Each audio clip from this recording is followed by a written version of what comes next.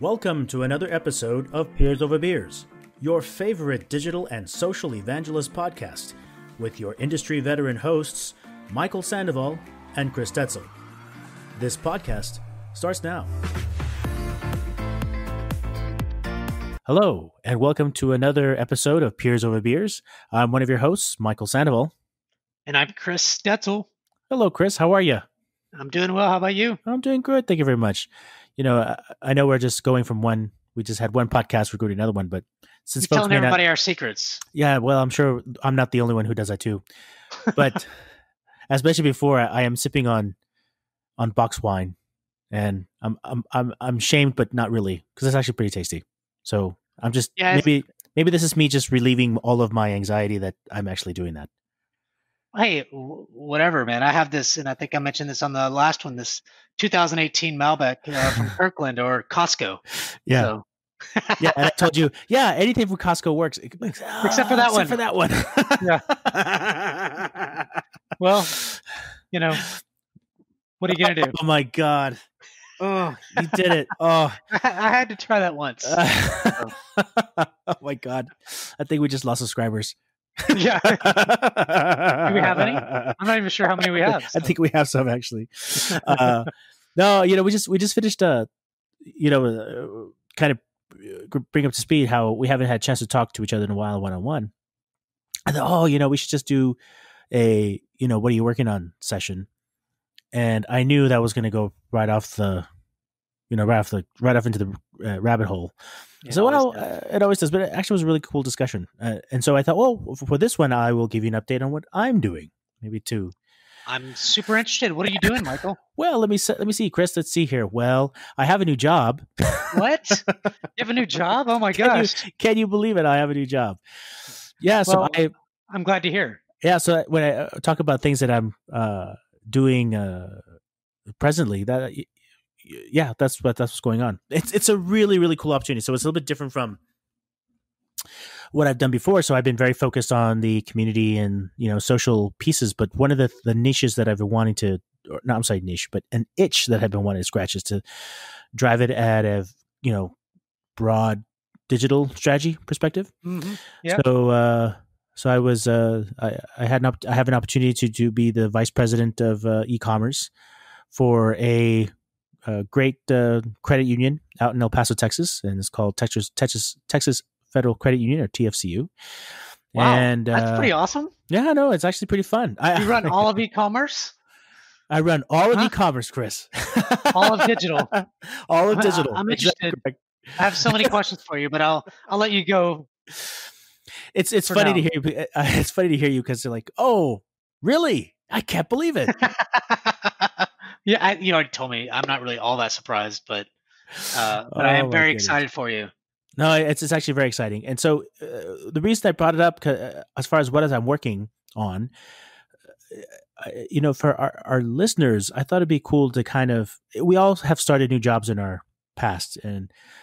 And I think especially in this economy, there may be a situation in which you're having to start something new or will have to start something new. And it tends to be scary for those who have not done it in a long time.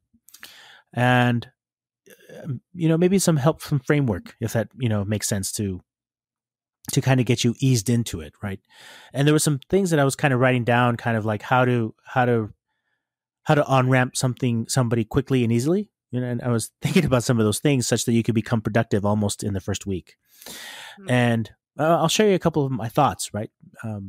So the first thought I had was around, and I don't know, and please chime in if you agree or disagree on this, right? One was, because one of the things I think you shared with me was this idea of finding a really good, someone who will invest the time to sit with you and on-ramp you. And not just like, here's your computer and here's your thing, but will sit with you for 2, 3, 4 hours at a time, or spread out where that makes sense, and just methodically, one by one, this is how we do something. This is how it is. Here are the people you need to speak to. Here are these elements.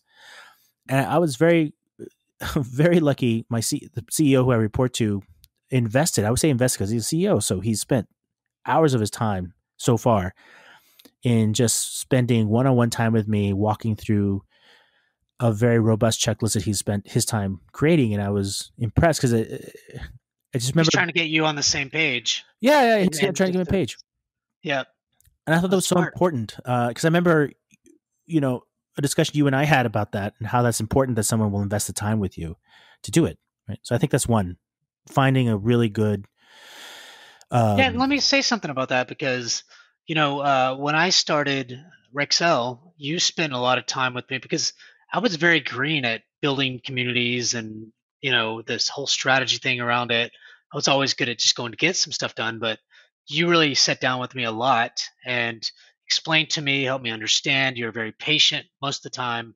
Um, and so Touche. to me, I eventually caught on, but it took some time. And if it wasn't for your patience and your willingness to kind of steer me in the right direction, I don't know where I would be from a community standpoint. But now I'm building my own communities by myself. Like I, and so I think it is highly important to make sure you're on the same page, that you're, and especially from a CEO standpoint, he's smart. Yeah, he's really smart. And so the other thing I was noticing, and this is just from a leadership perspective, right? Love to talk about leadership overall and skills and the like. And part of what I know he's driving, just because the playbook I can see, which is making sure that at the senior level, at the senior level, that it's one voice. And yes, you can have the discussions. We can even say the word argument or opposing views. Yeah. But once a decision's been made, then we all are very unified, and not only just unified, but praise the decision, right? Like it's done, right? And I can tell that he is creating that atmosphere of active dissent, if that makes sense. But once the decision is made, then we all are behind it and enthusiastically behind it. And I agree with that 100%. I'm a big fan of that. As long as you've heard my voice and understand what's happening, because I think I've also mentioned this before. He brought it himself, and I was like, oh my god, I tell my folks this, which is, it's sound crude, but it's true, right? I need your mind, right? I need you to, the skills, if you will, the hard skills can, I can teach you those things. It's your mind I need. It's your opinion. It's your thoughts. It's the experience you bring that helps me, not just me, but the rest of our strategy be steered in the right way. And he said that, and I was like, oh my god, I tell my folks the same damn thing. And love it, so man. it just love it. Yeah, so it just means that we're just very aligned on kind of similar leadership things. But it just reminded me of a conversation we had. You brought it up about having a really good, someone who will invest time with you. And I thought that was very important. Yeah. No, I think that's good. Two, I mean, yeah, no, it's good. Two is around developing the right list of people to have one-on-one discussions on. And it sounds kind of silly, but it's the only time you can literally walk up to somebody and say, hey, what do you do? Yeah. And I remember you telling me this yeah, a while back. You're like, Chris, just be dumb, and I was like, all right. And so I was dumb for a long time. I just said, what do you do? I remember telling Derek, he was telling me all this, this guy that was the email marketing guru. And back then I didn't know anything about digital marketing or whatever. And I go, what do you do? Oh, I run the email marketing, blah, blah, blah. I was like, what does that mean? Like, I don't even know what you're talking about. Yeah. Like, you send emails? Yeah. Because basically, I do that every day. Anyways, go ahead. Yeah. No. Yeah. But, I was going to say something, but no. I agree. You should. It sounds silly, but it is the only time where you can, whether you're doing it for real or not. But I hate to say that, but act dumb, right? In other words, it's to your benefit to just be, hey, pretend I'm just a 3-year-old and I just need to soak it all in, right? Yeah, I need to know what you do. Like, what does that mean? What does that mean? Why do you do this? Yeah.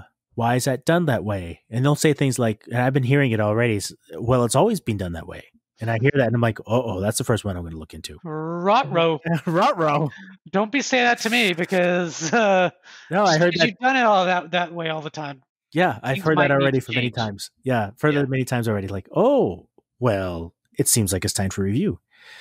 Exactly. The so that's what one. Uh, Two. three. Yeah, two. Sorry, three. What I would do every day is write one aha moment that Hmm.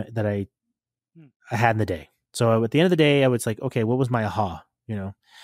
And you know, it seems kind of silly, but at the end of it's amazing if you start reading the ahas by the end of the week, Mm-hmm. you can see your brain starting to crystallize, if that makes sense. Like, oh, okay, it starts connecting the dots, right? Yeah. Um, and I remember my first week, which is actually 3 weeks ago.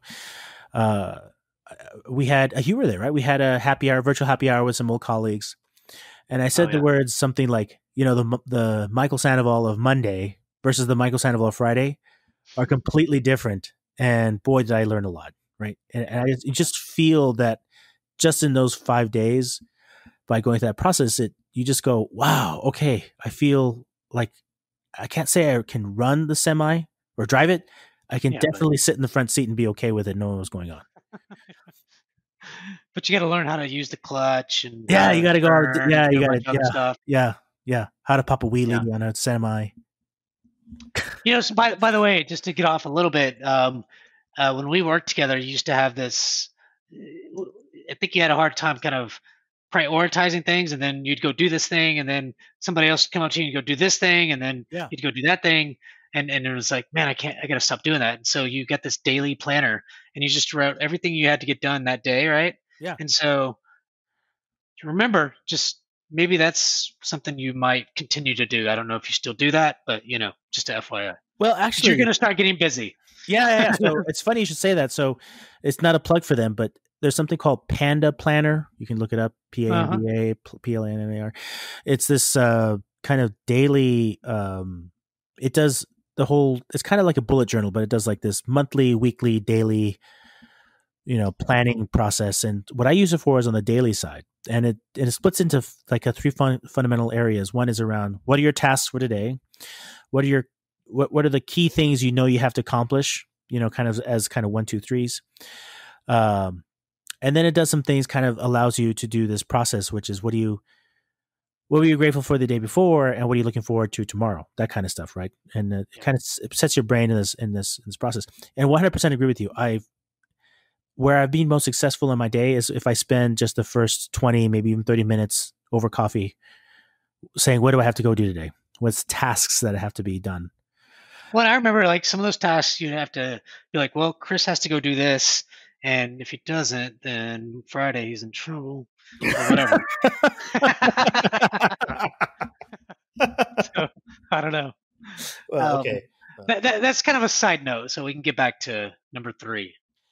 Yeah, no. So I think Pretty much said it. the 3 was to write down like ahas Oh, okay, got it. at the end of the day for doing that. The last one that I've been doing is like, it's going to sound funny. It's kind of like watching bubbles come up from the lake, because there's like a frog underneath, and you see like a bubble, bloop, Mm-hmm. Air bubbles. air bubbles. Yeah. So like I could feel like my brain go, ooh, that's an idea, right? And I think last week where I started to feel like, oh, these are the big boxes I know I have to go do, and I wouldn't say do, but like I need to plan the strategy around these key thoughts. And I haven't validated with anybody, but it's just this idea of letting your brain expand into brainstorming without prejudging your thoughts. Just let it open, because you can always spend time kind of correcting them. But I was in a meeting, and just off the cuff in that meeting, I just kind of started mouthing off some of my thoughts about the boxes, and everybody was looking at me going, "That was pretty damn good." About the boxes? Yeah, like the areas that I wanted to focus on, and how I could I see. like kind of like these are my 4 priorities, and I'm just thinking in this way, and I kind of gave them some thoughts about why those 4 priorities are there.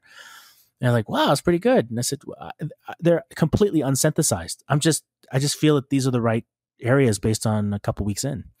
And I just say that only because I think you have to just, because we're afraid to somehow let those thoughts out or write them down or talk about it, because you don't want to sound like you're stupid or that you don't know the answers yet, or you need that experimentation to open up so that you can begin correcting or maybe steering yourself away or steering yourself in a way towards that. So I just wanted to share those 4 points. So far, those, and have used those 4 points in maybe not necessarily in that order, but in other jobs that I started with, as a way to kind of kickstart yourself up and going.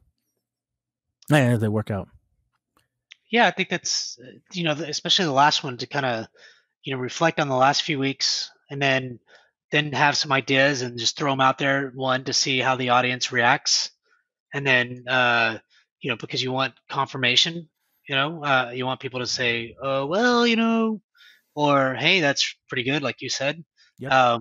So it at least helps you understand that maybe you are going in the right direction, or at least thinking in the right way. Yep. And then when you get on the board and you start kind of, spelling it out and saying, these are okay, now I need to know, these are the things I'm going to go do. You get maybe another confirmation or something, but then you can go execute. Yep. Now, there's one thing that I'm kind of disappointed about my job so far, and that is I have zero whiteboard space. Really? Yeah, I have a great office, but there's nowhere to put a damn whiteboard, and it's driving me crazy. Like, can you just get one on wheels or something? Well, I'm going to have to, but yeah, it's driving me crazy. I can't write on anything. There are windows, but we have this, like, I asked, hey, can I write on the windows? They look at me and went, you want a what? Well, everybody's going to say that. You just do it. Yeah, I'm going to start doing it, and I'm sure I'm going to get somebody. So what? I mean, it washes off. Yeah. I mean, I started doing that when I first got, and people were, well, what the hell are you doing? I was like, this shit comes off, see? Yeah, exactly. See? Who cares? Oh, it's a good story I have to tell you one of these days. Yeah. I think I told you about how I did that and had, like, I wrote on all the windows. And I had Excel, yeah. Yeah, no, it's a TI, and I just read, like, they looked at me as like, are you a child? And I'm like, literally, I had somebody say that to me, and I'm like, no, and how dare you? And he says, well, we're just gonna have somebody clean it off. I said, fine, okay, fine, do it. And they had the janitors come over and ask me, what it was, and I told them, and they had like 3 people looking at it, thinking like, how are we going to get this off? And I came out with a cloth and I wiped it, and they said, how about some water? Well, I remember when we were at Excel, you wrote on the board or on the window, because we had like 5 different windows right by our desk, and so we'd get out there and write on the windows all the time. You did specifically. Yeah. And whiteboard. Yeah, and so I'd take pictures of that shit all the time. I was like, I don't remember what he said. I have to digest this and then be able to explain it to somebody else. And but it's funny because now I go to my job, and I can easily go start writing on the right whiteboard, just doing something. And I'm like, damn, Michael taught me a pretty good thing. This is crazy. It sounds funny, but it's amazing when you have the respect when you get up and you say, hey, allow me to picture this for you guys. And they start listening to you like, ooh, he's getting up at the whiteboard. What's going to happen? I remember one day, it was so funny because my boss, we're all new and everything else. And she was talking to me about some stuff. And I was in her office in California, and she didn't have a whiteboard. And so I saw this, dry eraser marker, and I started writing on her window. She goes, what are you doing? I go, oh, I'm just going to show you some things here. She goes, okay. I go, do you want me to write on them? She goes, yeah, go ahead, I guess. So I did. I didn't even care. I was like, who cares? Just go out there and do it. Yeah. I at least hope it was the dry erase. Like I was like, who cares anyways? Like, what do I care? It's like, but so that was kind of a funny story. And I would go into a different, even when in her boss's office, she wasn't there, was meeting with somebody else, started writing on her window. So who knows if she ever was what the hell is this? Yeah, it is kind of funny. I do have an experience of which, when you said, I hope it's white erase marker.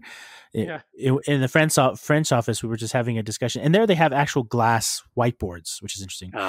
And we were just writing away on the whiteboard, and all of a sudden, I look at it and go, "Oh, who puts permanent marker in this place? Who?" And I started, French. and I started to wipe it off, and it wouldn't come off. I was like, "Oh, no. mother of God!" That's funny. Didn't come off. Yeah, it took a whole hell of a lot of elbow grease for it to come off.